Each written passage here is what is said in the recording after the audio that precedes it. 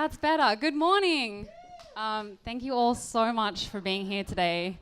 It's super early and I don't know how anyone has as much energy as Nicole in general, let alone at this hour. Me too. But you all get out of bed and that makes me really happy, so thanks for coming. I'm a designer and art director, but if I was being completely honest, my business cards could also say professional Googler, skilled post-rationalist, full-time emailer, chasing unpaid invoices all the damn timer, and I could go on. I won't, but I could. But I am mainly a designer. Some of the work I do looks a bit like this. And as Nicole mentioned, I've worked on kind of bigger projects like banks and airports and smaller ones like cafes and independent artists, which I'm going to talk about in a little bit. Because I want to start by talking about the theme of honesty. And because it is the theme of honesty, I can be very honest during this talk and say that I'm super nervous, and I'm really glad I'm holding a microphone and clicker, because otherwise I would not know what to do with my hands right now. So I'm like stoked about that. But doing a talk about honesty would imply that I am in fact an honest person. But I started questioning if that was actually true. So cue moment of identity crisis. And when I told a friend this, he just cracked up laughing and he was like, strap yourselves in, folks, because he just knew all the deep holes and tangents that this topic could take me on. But since, from a young age, we're told that honesty is good, that it's the kind of behavior that will be rewarded. But as I was kind of putting this talk together, I realized that it's maybe not that simple. For example, what's the opposite of honesty? Is it flat out lying? And is honesty always synonymous with truth? So these are the kinds of things that I was asking myself, and I found myself navigating quite a bit of grey. For example, would you rather, there's some nervous faces in the crowd, say every honest thing that ever came to your mind out loud, or never speak again? I would definitely be mute, absolutely mute. Never speak again. Because I don't want to know everything that's on your mind, and you don't want to know everything's on my mind. I don't think that we could handle it. I know that I absolutely couldn't. So today I'm here to argue about that honesty is perhaps not always the best policy. And before you get on your ethical high horse, don't worry, I'm going to tell you why. Because honesty, I think it is inextricably linked to truth. However, I don't think that being honest necessarily means being kind or being helpful or being sexy or being easy, and I'm going to tell you why. So let's start with being kind. Anyone that has been asked the question, does my butt look big in this, knows there's only one correct answer. If you go off script, other answers can tend to get you into a little bit of trouble. If you do tend to breach the topic, we tend to go with the commend, recommend, commend approach, aka the shit sandwich. So this is especially relevant with creative work as well, especially when giving critical feedback. And we tend to put the critical feedback in between like two perfect toast slices to soften the blow.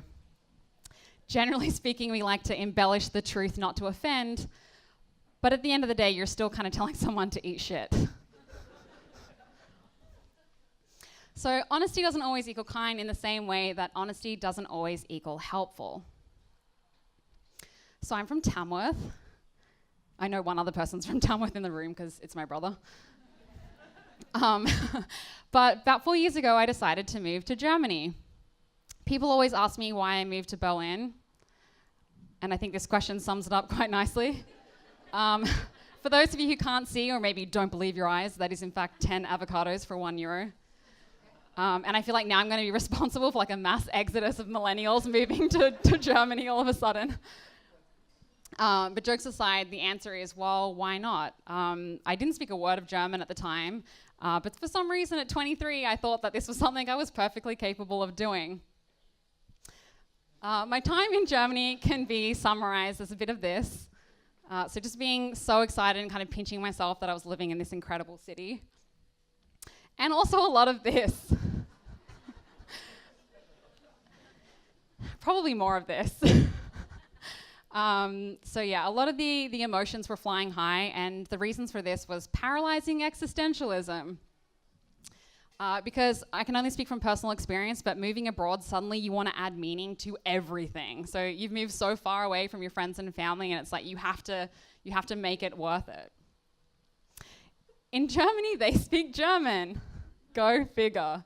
But they also speak better English than me anyway. There's kind of a bit of a joke that if you ask a German if they speak English, they'll always respond a little. And the translation is that they're fluent. Whereas if you ask an English-speaking expat if they speak German, they'll also answer a little, but the translation is more like they can order a beer and a bratwurst. So I'm not going to stand up here and defend my shitty Deutsch, but do you know what was the least helpful thing about learning a language? People being honest with me and telling me how bad it was. But as a result of this, I managed to develop quite a bit of empathy for my fellow non-native speaking Germans. And I'll never forget this time when I was coming out of a train station and I was walking out and I saw this guy starting to approach me, and I was like, oh God, what's this going to be about? But then he looked so nervous, and he came up to me and he kind of was like, Entschuldigung, sprechen Sie English? And I was like, oh yeah, no worries, dude, I got you. And he was just looking for directions, and I happened to know the place that he was looking for, and I was like, it's just straight down the road, few blocks, take a right, it's on the corner, you won't miss it. And he was so grateful, and he was like, thank you so much. But just before he turned around to head in that direction, he kind of turned back and looked at me, goes, by the way, your English is really good. To which I replied, why thank you. So the truth of supply is reflected from the demand, and in this certain scenario, I just didn't have the heart to tell him. So honesty doesn't always equal sexy. And the pressure to be sexy in 2018 is out of control, says the girl who is currently sweating through her onesie right now. And I think the pressure mainly stems from this little device, and especially this app. I have a very love-hate relationship with Instagram, and I have some theories around the color gradient and why they chose these particular colors. But it's true. This application, it's created a level of expectations that's really hard to live up to, and it kind of can cause quite a bit of anxiety. And I think that anyone who hasn't experienced or tells you that they haven't experienced anxiety as a result of social media is either lying or Beyonce. So just a little example. This is me. So this photo is complete smoke and mirrors. If you actually look closely at this photo, there's only 2 pieces of furniture in it. There's a table and a chair. So this is when I just moved to Germany, and I was like, okay, I have to look professional. 2 pieces of furniture to my name. But while this was my current setup at the time that this photo was taken, my day-to-day didn't really look like this. In fact, it probably looked a bit more like this. Yeah. So similarly, this photo, which I like to call my red steel, this is my I have my shit together headshot, So it's meant to ooze independent designer and art director working on international projects with an endless supply of white t-shirts and red lipstick. So while that is true, mainly just the part about the lipstick, behind every good photo, there's about 100 more that are exactly the same that didn't quite make the cut. So this is also the reality. This one says, making stuff up as I go while I shop online for things I can't afford to put in an apartment I don't have, located in a country I don't live. Current status. But both are equally true. So, we all have layers. We're all like onions. So let's not confuse the highlight reel of the internet with actual everyday real life.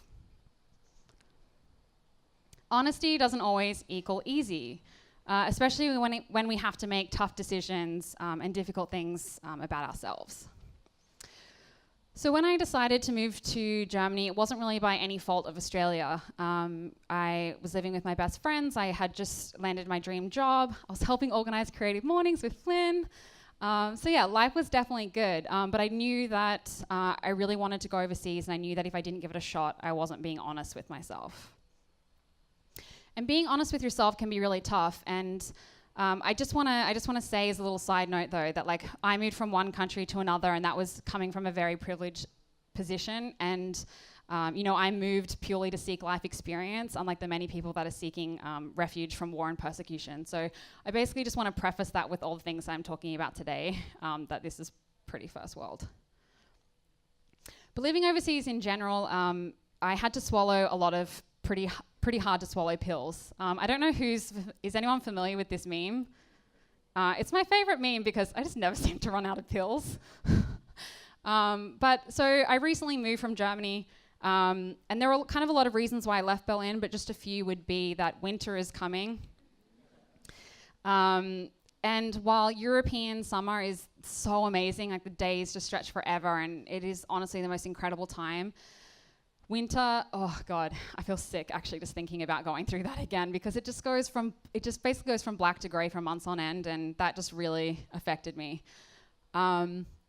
Second thing would be that no matter where I live, I'm always going to be missing someone. So in Berlin, I was there for 4 years, so I had kind of, I'd really created a life there, and it was hard to accept that leaving the city meant also leaving this second family that I had found.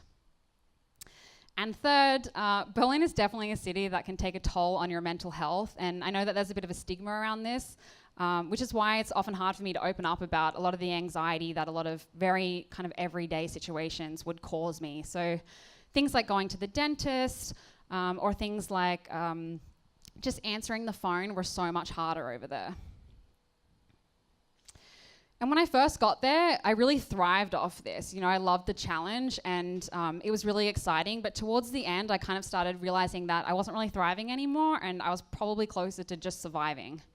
And again, like this is a very first world problem to have, but I also think that's part of the issue in the sense that we kind of just hide behind the fact that our problems aren't that bad, and so we choose to do nothing about them. But more often than not, the power is ours, and we're able to change our circumstances, and we can do something about it.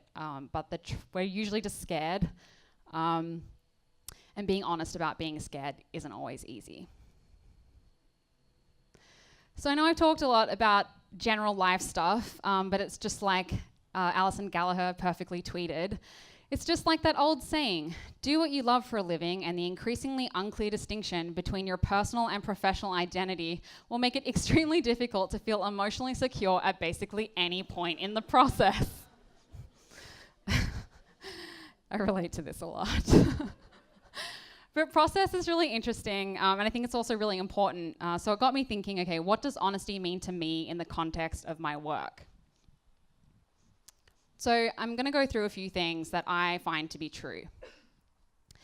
The first one being that the best projects are the ones that you really believe in. And I don't mean that you always have to be like saving the turtles or working for charity or something like that. Just something that you personally feel invested in, and it generally means that you're going to put in a lot more effort to bring that idea to life.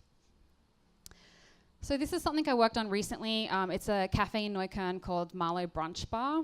And Marlow's, it's kind of eclectic and unconventional when compared to the contemporary cafe scene in Berlin at the moment.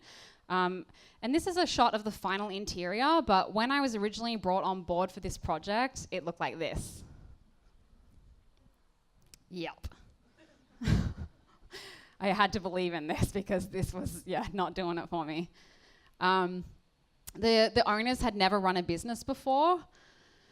But I really liked what they were trying to do, so I was like, okay, I'm going to help make this happen. And that included so many things outside of my usual skill set, and that included helping gut the place, laying the new floor, even figuring out how the seating arrangement would work, and then picking out lights and furniture, so all kinds of things. And I was involved from the very beginning, which made this super fun. So yeah, definitely not as glamorous as the final pictures, and I think I always love showing this kind of thing because I think it provides a lot of context for kind of the process to get to the very end.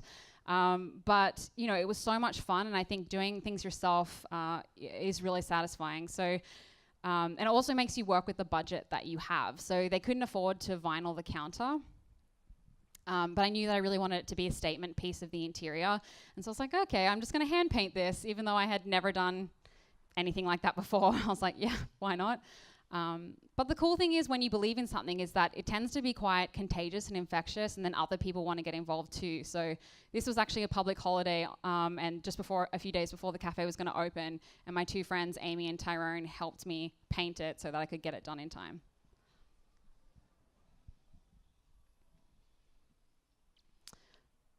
So yeah, I think that this was such a rewarding project because of that reason. And part of the brand was kind of that Marlo is like a bit of a quirky uncle or other family member or relative. So it was a place that didn't feel too cool and you always felt welcome in when you came in. And we really tried to inject this kind of fun personality into the branding as much as possible. And even though we didn't have a lot of budget, we kind of did it in ways that were maybe cost effective but just as good. So things like silly coffee art to make people smile when they get their coffee. It's probably a bit too small to read, but the loyalty cards read, "To espresso gratitude, your 10th coffee is on us." So no pun was spared, rest assured. And no kind of application was too small to inject part of this personality. Even the menu, we named all of the dishes to be fun little names. So instead of avocado toast, we called it Avogo Marlo. The pancakes were called Stacks On. And my personal favorite, which was a cheese sandwich, one of the owners is French, and I called it Sailor Brie, and I definitely appreciated it a lot more than he did. Yeah. This is why it's great to be back in Australia. I'm like, everyone gets my humor. So creativity is seldom bred in solitude, and that's why collaboration is so important. This is a book I designed about my friend Sharon, go figure. It's called Shit Sharon Says, and basically she is hilarious and she just says a lot of the most just ridiculous things, and it turns out there's a lot of content in that. But this project it started as just a silly idea, and then it really escalated the second I started bringing friends in to help bring it to life.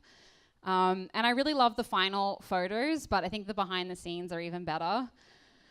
So this is the setup of kind of how we created these images. This is Zoe Noble. She's a really talented photographer. Sharon, who is the muse. Christoph, who is wearing a kimono for reasons I don't remember. But he came along to the shoot because he was super excited, but also he did all these amazing illustrations to put in the book that were kind of based on a lot of the quotes that she had said, and they kind of sat with the quotes and they looked really cute. So again, if I did this by myself, there's no way this would have turned out the way it did. And while it is absolutely ludicrous that we turned this silly thing into quite a big production, we went from writing it to designing it to illustrating it to publishing it to art directing it and photographing it. So yeah, it ended up being a lot bigger than I originally expected. So the saying, never let the truth get in the way of a good story. Well, stories they're also visual, and telling a good one can mean bending the truth just a tad sometimes. This is for a performing artist in Berlin called Lady Lee. And she does a lot of different acts. So she does things from circus showgirl to kind of Berlin underground fetish, burlesque. And then she also does a lot of aerial stuff. So aerial silks and aerial hoop. And this stuff is amazing. But the issue with this was that we couldn't find a studio that had rigging. So we couldn't actually suspend her from the roof to take the photos, which is kind of a bit of a problem when you're trying to show, all the impressive things that she can do. But we couldn't find a studio, so we just had to get creative. And so on the left here, you can see a final image that we ended up going with, and on the right, you can see the setup to create this image. So it's really, this was kind of a tough one because we had to kind of represent her and kind of show, allude to some kind of idea of what she would do with these things and not make it look like you're just flapping around in a blue set of curtains or something. And I thought it might be interesting to show an original image versus a final retouched image.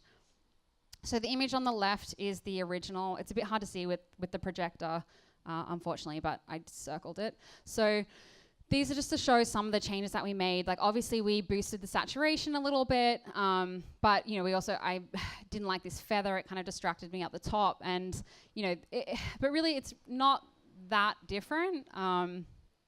Probably the biggest thing is that we switched her arm out. So I don't know if anyone spotted that, but it's a different arm in the final picture. I kind of just liked how that one was extended more. So I was like, can we just, switch that one in? So we comped that one in. I mean, technically it's still her arm. But yeah, it can be a really slippery slope with work like this. And I guess that's why I kind of wanted to show the comparison, because I definitely never want to be in the business of photoshopping people to kind of uphold this very unrealistic expectation of beauty. So just some of the final images that we used, and we were all super stoked with this, but these images are definitely not perfect. But that's not really my goal when I'm creating this kind of thing. My goal is kind of just to make work that's polished and not perfect, because for one, perfection doesn't really exist, and if it did, it would be super boring. So another thing that I believe in is that trust comes from asking questions and not necessarily from having all the answers. And I find this especially true when it comes to working with clients and kind of finding out about their industries. So when a client gets me involved, I definitely don't pretend to know everything about what they do, because most of the time I don't. For example, something I worked on recently was a kombucha brand, and I love kombucha, it's delicious. I know it's a bit of a fad right now, but it's kind of taking off, and even though I drink it, I still didn't really know that much about the brewing process and how it was made. So when these guys asked me to do the branding for them, I was like, yeah, sure, but I would really love to come and see how you brew it and see how you make it, and learn about your process and stuff. And they were based in Paris, so tough life, I had to fly to Paris. But I did exactly that, and I touched the weird SCOBY thing, which was so disgusting, but I still maintain that it's delicious. And tried all the different flavors, and kind of saw how they put it together, and it's quite actually meticulous how they make their recipes and stuff. So that was super fascinating, and I learned so much about that. And then we spent the whole day walking around Paris and going to different supermarkets, and they were kind of talking me through what the current market's like and what other kind of beverages French people drink, because kombucha's not very big there at the moment. And they're kind of trying to break into that industry, and spending that time with them, although maybe other people would see that as a waste of time, or just kind of taking the piss and making it as a free trip to Paris. But I honestly can't express how valuable this kind of time is at the beginning of a project. And for me and for my process, I spent a lot of time in the beginning really getting to know my clients and knowing what their industry is about. And another example of this is a weaver that I just did some branding for. Both of these projects are kind of new, so they haven't launched yet, so I can't show you the final work, unfortunately. But again, it felt really weird to do branding for a weaver when I had no idea what weaving was even about. I didn't even know that was a thing. It is. And she weaves with this amazing merino wool, but this is a loom. I had never even seen a loom before I went to her studio, and she showed me a little demo of how she actually creates these things. And while she was preparing these mini looms that she was preparing for a workshop. But her studio was tiny, and it had all these amazing contraptions and kind of gadgets. And what I love about this part of the process is that so much inspiration can generate from this, and just talking to your clients. And most of the time they already know what they want. You just kind of have to get it out of them. And for this particular project, all of the identity, all of the branding, all of the visuals, all the inspiration came from this one studio visit, which I just think is invaluable. So while you have to become educated about your client's industry, you also have to teach them about ours, which I know is really hard, and it does kind of suck sometimes because you feel like you're constantly telling clients the same thing over and over again. But transparency is a two-way street. So when I find myself doing this, I'm pulling my hair out over clients, I know that I have to take equal responsibility for that, because it generally means that I haven't put up enough work in the beginning to kind of explain my process and what they should expect from me. So thankfully, fewer moments like this are happening now, but they still do happen. So I also think that you should share things with your peers and just your knowledge and experiences in general. And I really believe that scarcity mindset is for suckers. So for people that maybe don't know what scarcity mindset is, it's the belief that there's never going to be enough resources to go around. So it's better to be selfish than it is to be generous. And I'm calling bullshit. And I really learned this when I started writing my newsletter, OMG Lord. So Nicole touched on it a little bit earlier, but what is OMG Lord? It's basically a newsletter and blog that I write every week. And I've been writing for 3.5 years now. Which is kind of crazy. But put simply, it's things that make G-Lord say, oh my God. And I've learned so much from doing this project. The first one kind of being, that scarcity mindset. Not only that scarcity mindset is bullshit, but that when you share things and put them out in the world, it almost always comes back to you tenfold. Like, so you're not just giving things away. Incredible stuff comes back to you. And also, it's really taught me the power of accountability, and that showing up is kind of my very unsexy superpower. It's like I don't always know what I'm going to be doing, but I just kind of show up to the keyboard and just write something every week. And not every week is my best, that's for sure, but the times when I'm like, yeah, fucking nailed that. You have to go through like 20 weeks of kind of like average things to get something that's really good. And while, writing and this process of doing the newsletter is something that I've really come to embrace and enjoy a lot, I never want to be someone who just talks the talk. I'm always really wary about what I'm actually writing and if I actually practice it, because talk is cheap.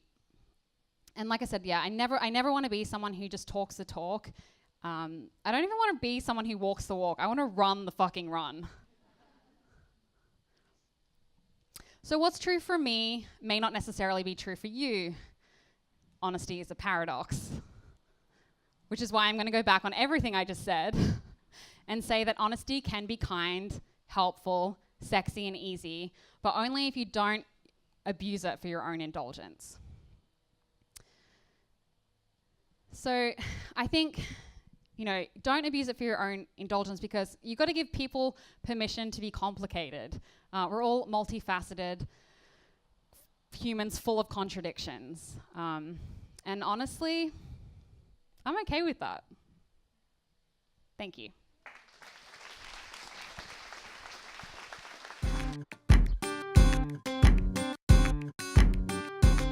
Guys, so we've got a little bit of time for Q&A, so don't run off. I've got the mic, so I'm going to start. G-Lord, tell me, so you write this blog every week. Can you tell me one that you've written that has just caught on? You've got a lot of feedback. It's maybe caused a little bit of controversy. People have been pretty fired up, maybe. I don't know. Is there something like that you can tell us about? So, and then you guys will just think if you've got questions for Gabby while she's answering this one. There you go. Okay. So yes. I find that like the ones that I write about that are a bit more personal always tend to get a lot more responses. So sometimes I kind of just share, these are like cool things that I found this week. But usually if I write about something in a bit more depth, then people tend to relate to that stuff a lot more. But yeah, the controversial ones definitely do hit the spot. And one I wrote recently, it was about speaking at events for free at paid ticket events. So I'm not getting paid for this, but this is a free event and it's sponsored, and I absolutely wholeheartedly believe in what Creative Mornings is doing. But I really don't believe in hosting paid ticket events where people like students who can get the most out of these kinds of events aren't able to attend or can't afford to attend, or only the people that can come are the people that can afford it, and then the speakers don't get paid, and something just doesn't add up to me about that. So yeah, there was a little bit of controversy, but mainly people agreed with that. What did people say, or what controversy did it cause? Does anyone follow me on Twitter? Look, I mean, this is being recorded, so.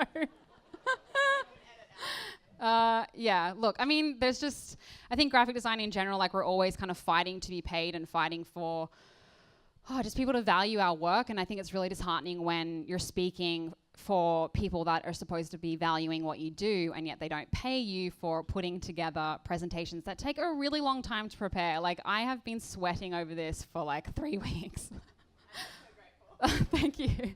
But it's free and everyone can come, and you don't discriminate. Like, everyone's welcome, and you don't have to be from a certain socioeconomic background to attend these events, and that's why I think these things are super important. Yeah.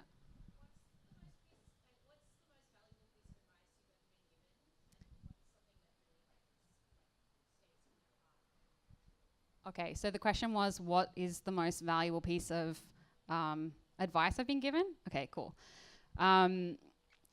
Oh God, there's a lot. I've been super lucky in the sense that I've had a lot of really great mentors. But I think the biggest thing that's stuck for me is that you can't steer a parked car. And I think that we get so caught up about like making the idea perfect before you actually start anything, or that it's not completely finished before you launch something. But when you launch something, it's only ever going to be version 1.0. Like, there's always going to be a 2.0 and the 3.0, and you can always build and improve on it. But the biggest mistake you can make is just not doing anything or just not starting because you're worried it's not going to be perfect the second it launches. So just start. That's the best thing I can say. And that, like, even my newsletter and all the projects that I've done, they definitely didn't look like that when I started. They've had so many versions, and I've had 3.5 years to kind of build on that and work on it.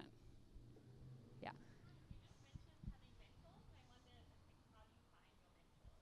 Okay, so the question was, how do I find my mentors? Was there a follow-up? In the industry. Okay. Coming to events like this is really good. So, I mean, in uni, I was lucky enough to have like a lot of really good peers. They were all really hardworking, and I think that definitely drove me to work a lot harder.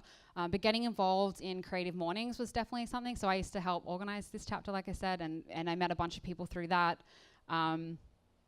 I worked with a lot of really talented people who kind of took me under their wing. But I think if you're struggling to actually find people, just do your research and reach out to someone and just ask them, because a lot of the times, people are pretty busy, but if what you're asking for is pretty straightforward, then you'd be really surprised at how many people are willing to dedicate their time. But I will say a little plug for Christopher Doyle & Co., because they're running an initiative called This Is Not a University, which is specifically about this, and they're helping 2 people per semester or whatever it is, and they're going to they offer a mentorship program. So things like that, and initiatives like the Design Kids. Basically, yeah, just do your research, find out who you want to be your mentor, and just ask. The worst thing that happens is they can say no. Okay. Oh God, you first.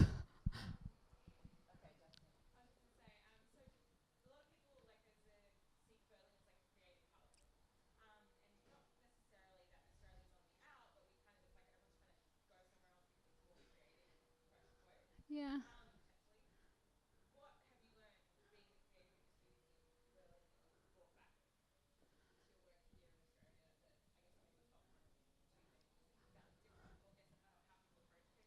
Okay. That's a really long question to repeat, but I'm going to say, yeah. So the question was, yeah, if after going overseas, the comparison kind of between the creative industry in Berlin versus the one here in Australia.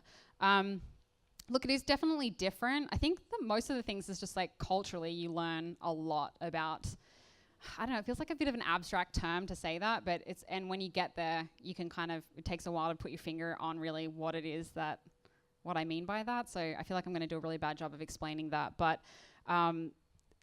things that you could say here and they will just fly, and like people totally understand what you're saying, you can say over there and people are like does not compute, doesn't go in. So there's a lot of things like that. And also when you're designing in Australia, so much of what you design here is purely for the English speaking market. Whereas when I was over there, I was designing in English and German and French and Japanese and Mandarin. So it's like you localize a lot of the languages based on the market.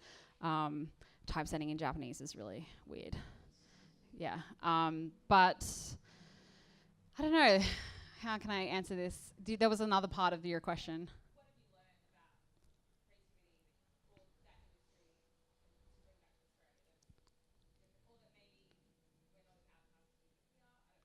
totally not as outcasts as we think we are. I think like we have this idea that like you go overseas and it's like this magical place where they're doing all this cool stuff, but it's just because everyone over there thinks Australia is amazing. You know, it's like you always want what you don't have and the grass is always greener. So I don't really think that the opportunities were better over there at all. Like that's not really why I moved. Maybe a little bit in the beginning, that's why I moved there, but I mainly just wanted to go and experience another culture. It was more about personal development than professional development about me going over there. And I think in terms of the things I've learned, it's really hard for me to separate that from Germany or whether that would just be how I developed as I progressed in my career. So not only have I had 4 years experience in Berlin, I've had just an extra 4 years experience on my career. So it's kind of hard to separate the two. So I actually don't know if it would be that different, but I will say that Australia's doing some really cool stuff here, and don't be intimidated by the other countries because we're cool too.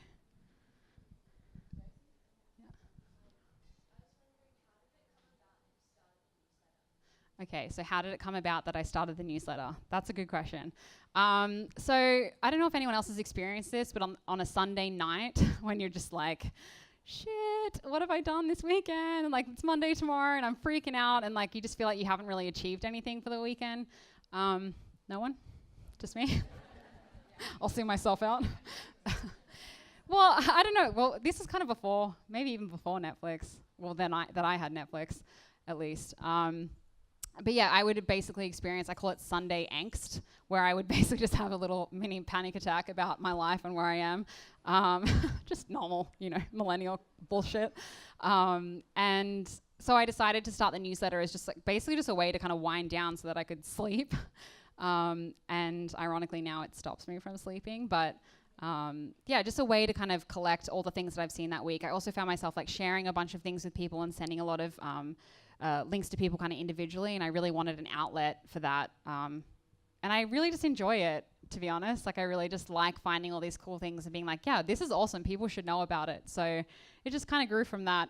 It definitely wasn't something that I was intending to be as consistent as it has been, but now it's just habitual, and it's just kind of, I just know that every Sunday I'm going to write it. So it'll happen. Yeah.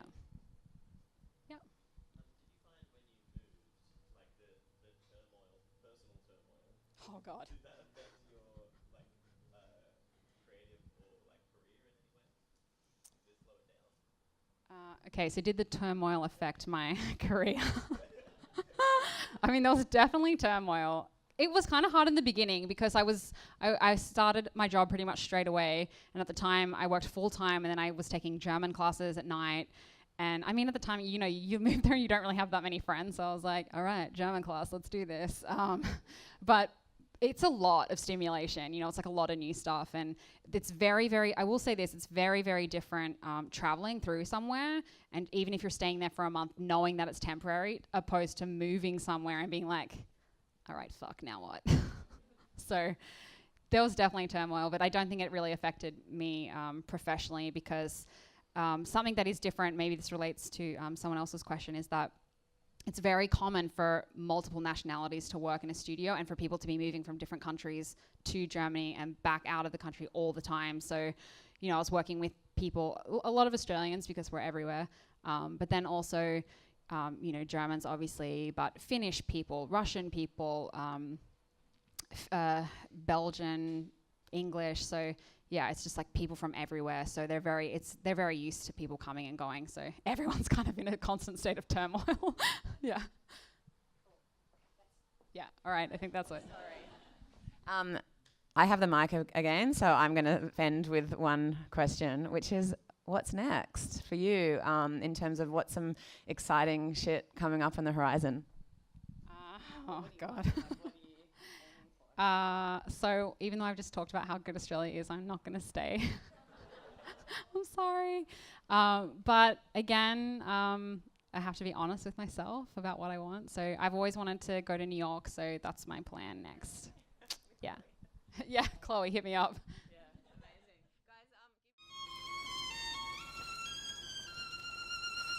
Guys,